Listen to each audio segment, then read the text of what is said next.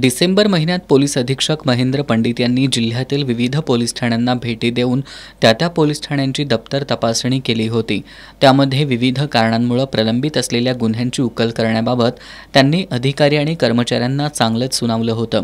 परिणामी खून, दरोडा, चोरी, मारामारी, अपघात, शरीर आणि मालमत्तेविरुद्धच्या 9,142 पैकी 4,951 गुन्ह्यांची निर्गत झाली।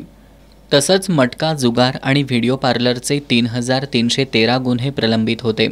त्यापैकी 2,493 गुन्ह्यांची उकल करण्यात आली आहे। दारूबंदीचे 1,890 गुन्हे प्रलंबित होते।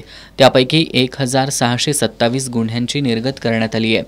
अकस्मात मृत्यू झालेल्या गुन्ह्यांची संख्या 4,284 इतकी होती। त्यापैकी 2,322 गुन्ह्यांची निर्गत झाली।